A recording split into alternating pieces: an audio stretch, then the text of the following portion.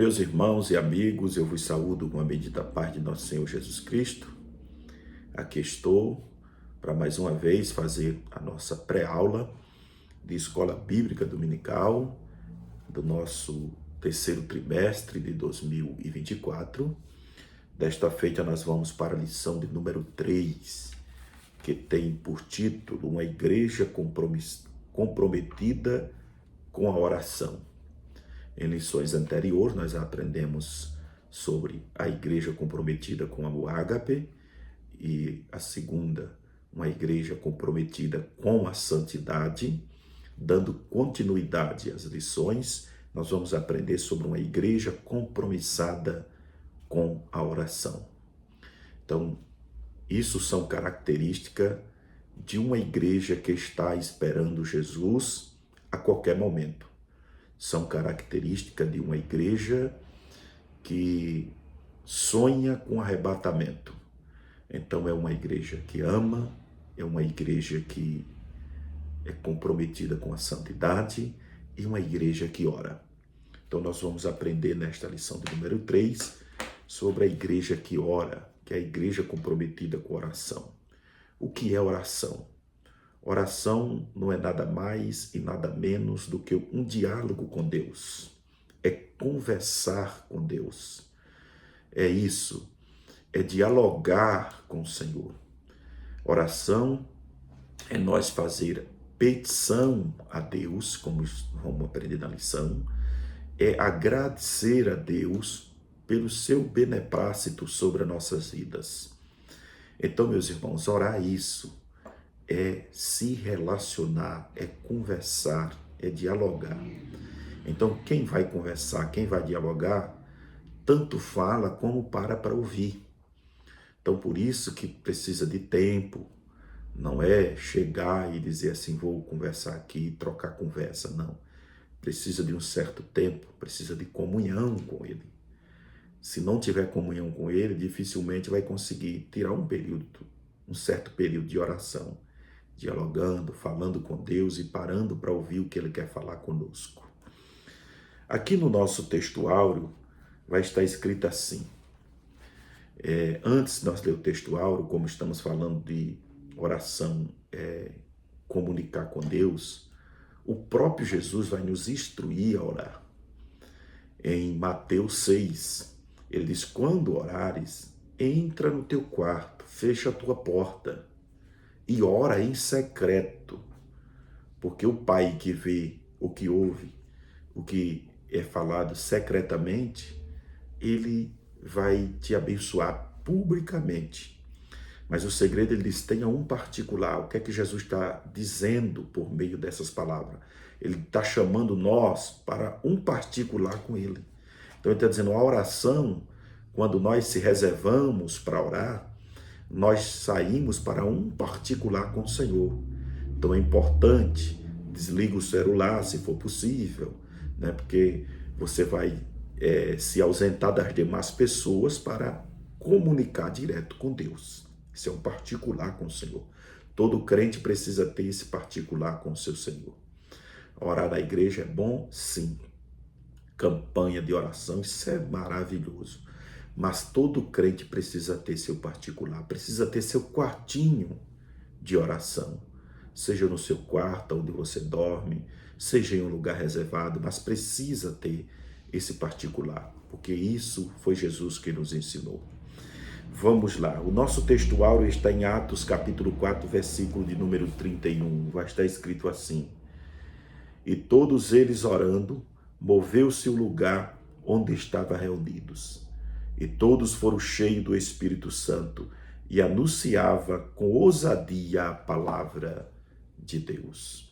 Que está falando dos irmãos que estavam no cenáculo, e orava, e Deus enchia eles da presença do Espírito Santo, né, para que eles pregassem com mais ousadia. Um crente cheio do Espírito Santo, irmão, ele prega com ousadia a palavra de Deus. É por isso que nós dependemos da oração, de orar e termos uma afinidade maior com o Espírito Santo, porque isso nos leva a ter uma afinidade com o Espírito Santo. bateria do meu celular está querendo descarregar, mas dá tempo. Então, meus irmãos, é preciso, a oração nos leva, repito, a ter uma afinidade com o Espírito Santo. E essa afinidade com o Espírito Santo nos leva a termos uma revelação maior daquilo que Deus quer falar conosco através de sua palavra. Amém? Vamos para a nossa verdade prática. Uma igreja que ora tem a presença do Espírito Santo. Tá vendo? Uma igreja que ora tem a presença do Espírito Santo. É comprometida com a obra missionária e guarda com anelo o arrebatamento da igreja.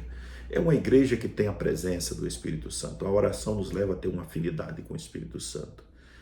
É uma igreja comprometida com o Evangelho, que quer pregar o Evangelho aos perdidos e aguarda com anelo a volta do Senhor. Essa é a nossa maior esperança, aguardar Cristo voltar, né, para nos buscar. Mas vamos adiantar para nós ganhar tempo no nosso pré-aula aqui. Os irmãos já sabem, entendem que é algo resumido, mas o professor tem total liberdade de estudar, aprofundar mais sobre o assunto. A igreja que espera o arrebatamento está sempre diante de Deus em oração, que nós estamos na introdução. A igreja que espera o arrebatamento está sempre diante de Deus em oração, buscando se relacionar com Deus, não é? Para que Deus o conforte a cada momento, a sua vida, e não perca essa esperança, como disse o apóstolo Paulo em 1 Tessalonicenses, capítulo 4, versículo de número 13. Não seja como os demais, que já perderam as esperanças. Há muitos daqueles dias já tinham perdido as esperanças, mas o apóstolo Paulo vai confortar. No versículo 16, ele vai falar que o mesmo Senhor desceria do céu, Cristo, para buscar a sua igreja. E no versículo 18, ele vai falar no 16 e 17, e no 18 ele vai dizer: confortai-vos uns aos outros com estas palavras. Então, por isso que nós precisamos viver em oração, confortando uns aos outros, sempre dizendo que a nossa esperança é o céu. Então, nós vamos aqui para o primeiro tópico, perseverando em oração. Meus queridos irmãos, a oração, ela precisa ter perseverança. Todo crente que ora precisa perseverar em oração. Eu sempre digo, o crente que ora, no dia que ele não tira um período de oração, ele fica um vazio em sua vida. Então, todo dia precisamos de estar buscando o Senhor, orando e pedindo a Deus livramentos, pedindo a Deus que nos dê vitória, que nos ajude a lembrar daquilo que Ele falou. E quem é que lembra? O Espírito Santo. Diz assim: Ele vos lembrará de tudo aquilo que eu ensinei a vocês. Então, pedindo sempre a direção, pedindo sempre a orientação do Espírito Santo, pedindo ao Espírito Santo que ajude a superar e vencer as nossas fraquezas. Isso é muito importante. Nos ajudar a ser mais santo, nos ajudar a amar mais, a termos mais amor um pelos outros e amar a Deus acima de todas as coisas. Então, a oração, nós precisamos de orar pedindo a Deus que faça isso. Então, precisamos ser perseverante, e é essa a lição principal da parábola da viúva importuna. Então, Lucas 18, como nós conhecemos, Jesus vai contar uma parábola sobre o dever de orar e nunca desfalecer. Então, tem gente, irmão, que ele ora, mas infelizmente ele perde as esperanças. Mas aqui Jesus vai ensinar que o dever de orar por meio de uma parábola, né? E nunca desfalecer, sempre buscar. Pediu hoje, não aconteceu, continue pedindo. Pede hoje, pede amanhã, até acontecer.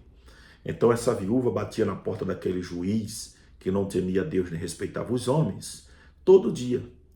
E até um dia que o juiz disse assim: rapaz, portanto essa viúva me importunar, eu vou fazer justiça sobre a causa dessa viúva. Agora você imagina o que não fará Deus pelo um crente que está orando continuamente, né?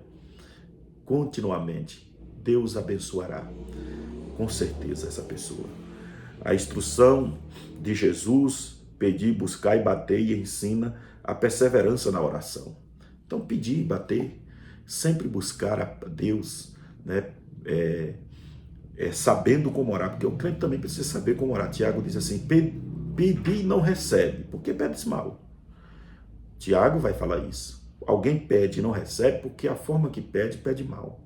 A nossa oração precisa ser uma oração específica. Eu sempre digo que oração precisa ter propósito. Oração com propósito. Pedindo a Deus, apresentando a Deus qual a finalidade daquela oração.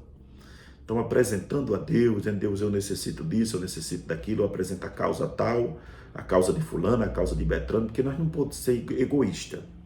Jesus, na oração do Pai Nosso, Jesus disse assim: quando orais, dizei Pai e Nosso. Então, o Pai não é só meu, o Pai não é só seu, é Pai de todos nós. Então, ele diz assim: ore pedindo por todos nós, para que não seja uma oração egoísta, lembrando só de mim mesmo. Nós temos que orar pelas demais pessoas que estão à nossa volta, pelos nossos companheiros. Isso é muito interessante, pelo ministério, pela diretoria. Então, tudo isso a gente precisa lembrar na oração. Então, veja que temos motivo de sobra para orar. Nós não temos palavra, temos tanta coisa para apresentar a Deus. Então, vou pular aqui para o segundo ponto do primeiro tópico para nós ganhar tempo. Pedir, buscar e bater. Então, veja, Jesus estimulava a perseverança na oração. Devemos continuar a pedir e buscar e bater. Então, veja que o comentarista vai relatar aqui, ressaltar, dizer que Jesus estimulava os crentes a perseverar em oração. Irmão, é bom quando a gente está perto de alguém que nos estimula a orar, nos estimula a estudar, nos estimula a fazer mais para Deus. Isso é muito maravilhoso. Quando você está perto de alguém desanimado, parece que o desânimo, se você não sair de perto, é arriscado aquele desânimo pegar em você também. Mas quando você está perto de alguém que ele estimula a oração, isso nos dá um gás, quando se diz, nos dá uma energia positiva para buscar mais a Deus. Então fique perto de alguém que ora e você vai orar. Fique perto de alguém que não ora e você termina sem oração. Então veja só, pedir fala da consciente necessidade da confiança que Deus ouve a nossa oração. Então quando a gente precisa ter isso em mente, que quando vamos pedir, precisamos ter a plena consciência que Deus ouve a nossa oração e responderá a ela. Isso se trata de uma oração com fé. Orar sem fé, veja que o escritor aos Hebreus, no capítulo 11, versículo 6, diz que sem fé é impossível agradar a Deus. Porque quem se aproxima dele precisa demonstrar que crê nele. Porque sem fé não tem como agradá-lo, como está escrito, agradar o Senhor. Então buscar fala de fervente petição associada à sua missão, à vontade de Deus. Então, buscar aqui, eu achei interessante que se fala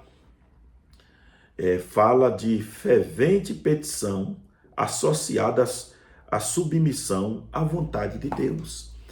Jesus nos ensinou a orar dessa forma. Então, quando for orar, sempre fale para Deus, mesmo diante de todos os pedidos que fizer. Pediu isso, pediu aquilo, apresentou algo, apresentou várias coisas, mas quando apresentar, não esqueça de dizer como disse Jesus: todavia não seja como eu quero, mas como tu queres. Todavia não seja feita a minha vontade, mas a vontade do Senhor na minha vida. Porque a vontade de Deus para nós são as melhores possíveis. É isso, tudo que Deus faz, tudo que Deus planejou, tudo que Deus realiza, é pensando no bem-estar do ser humano. Pense bem nisso. A Bíblia diz que Deus é tão bom, tão maravilhoso, que manda a chuva para o justo e para os injustos. Olha como Deus é maravilhoso. Então, meus queridos irmãos, bater fala da perseverança em buscar a Deus quando ele não responde imediatamente. Tem gente que ele gosta que Deus responde tudo imediatamente. Não, a gente precisa aprender a ouvir os não de Deus também.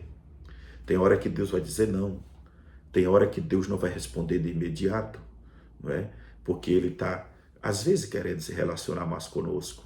E ele quer que nós vai chegar mais perto dele, que nós tira mais tempo com ele na oração. Só que tem uma coisa que eu quero dizer aqui, através dessa pré-aula, que tem gente que quando ele vai pedir, ele pede no avarejo, não é? Deus e tira tempo, fica ali pedindo, especificando. Mas quando vai agradecer, agradece no atacado. Eu agradeço por tudo. E tira pouco tempo. Não faça isso, meus irmãos. Agradeça, peça a Deus, mas não esqueça de agradecer também. Então, meus queridos irmãos, vamos aqui para o terceiro ponto do primeiro tópico. Contínua oração na igreja por Pedro. Então veja que aqui tinha uma igreja comprometida com a oração. A igreja dos tempos dos apóstolos.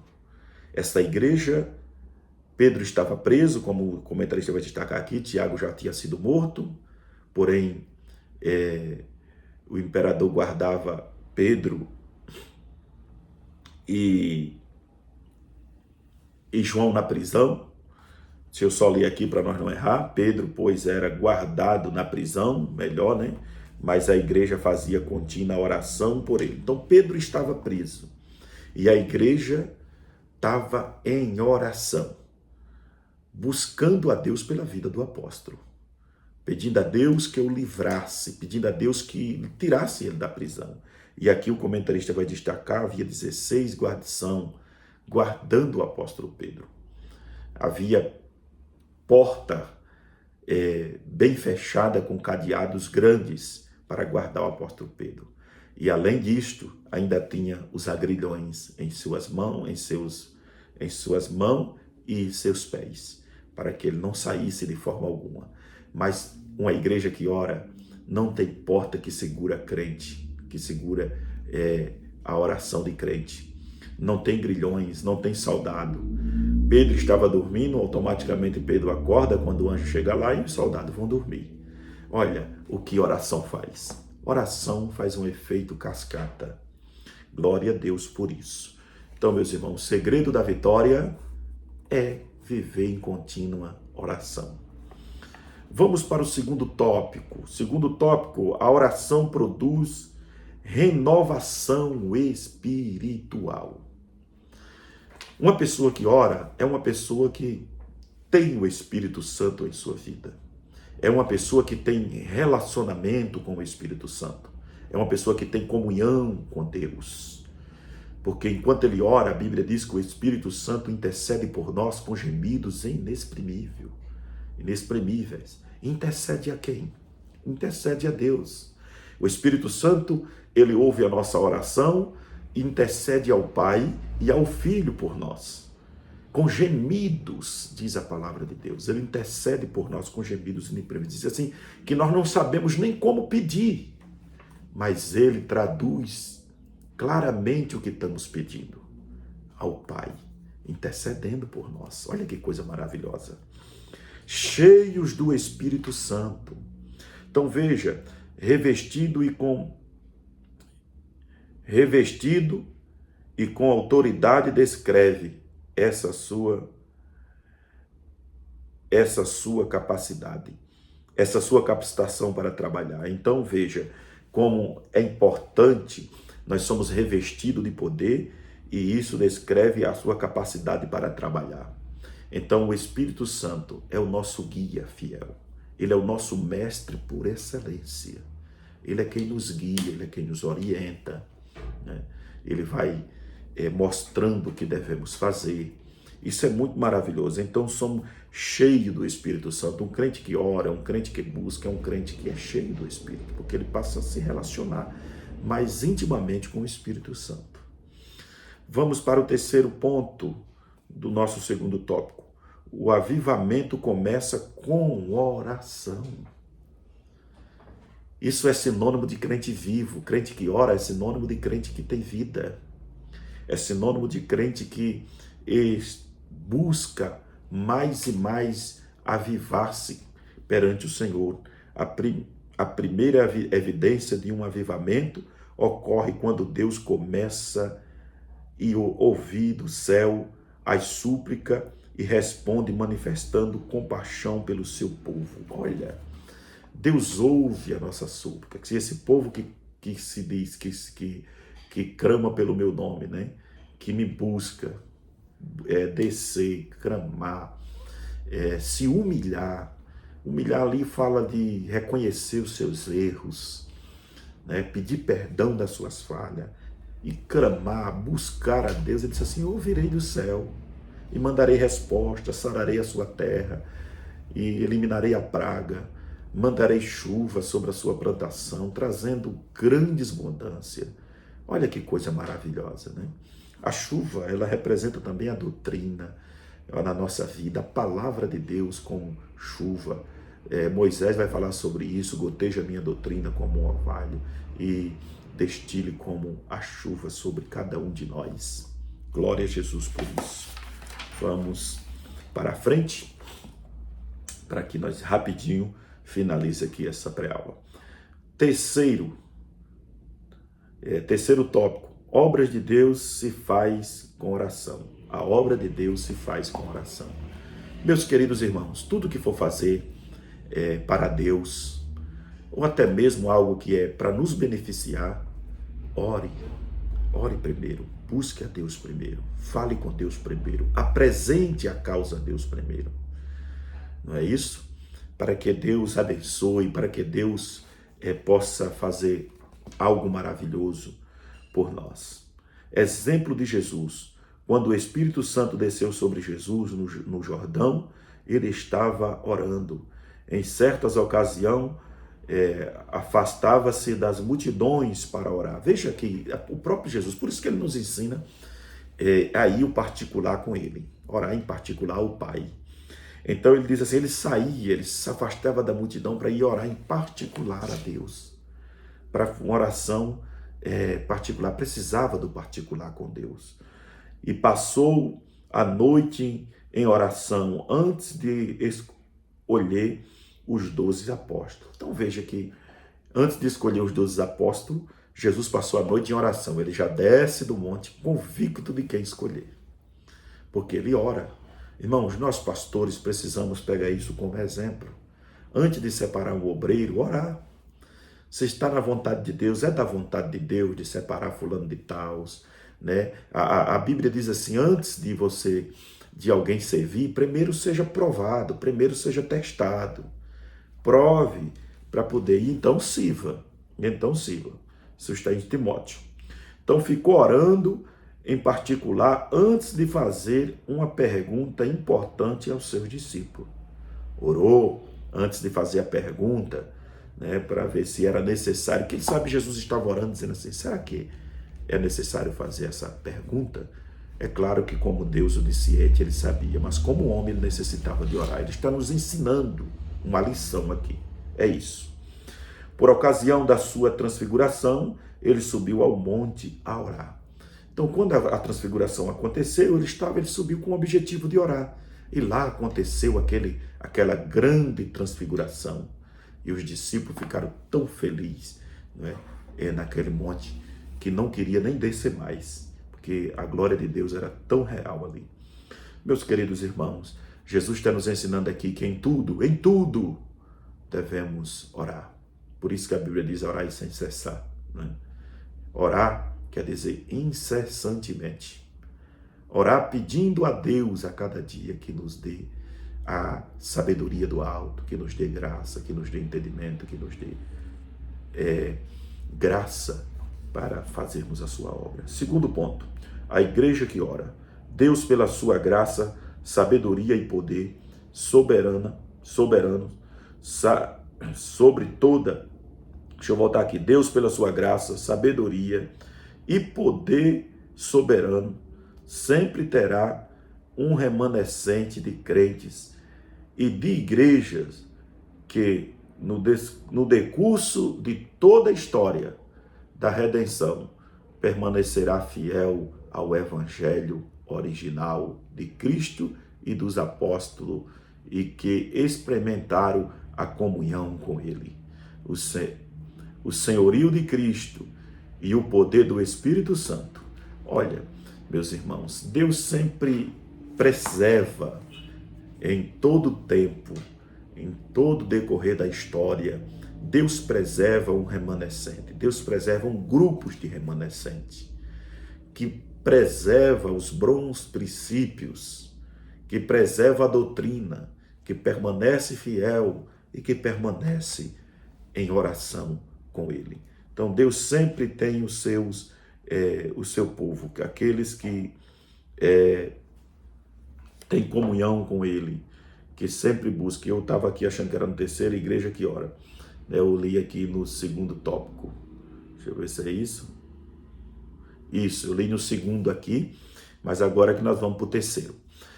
Terceiro ponto do terceiro tópico. Sinais e prodígio. A pregação e milagres devem andar juntos. Pregação e milagres devem andar juntos. Milagres são sinais acompanhantes mediante os quais Cristo confirma a palavra de sua testemunha. Sinais geralmente se refere aos atos miraculosos realizados para demonstrar a existência do poder divino de advertir e encorajar a fé. Glória a Deus. Irmãos, isso só acontecerá com a igreja que tem comunhão com Ele. Igreja que ora, igreja que tem compromisso com o Senhor. Acompanhado da pregação vem os milagres. Como se diz, algo que estimula a nossa fé. Cada sinais que Deus faz, cada coisa que Deus realiza em nosso meio, isso é um estímulo para a nossa fé. Então, meus queridos irmãos, fica com esta pequena palavra rápida, né? Reflexão, e que o professor possa estar estudando, aprimorando mais, para repassar com mais clareza na sala de aula. Eu fico aqui agradecendo a Deus por mais essa oportunidade, né? Louvando a Deus pela vida do nosso pastor presidente e de todos quantos vão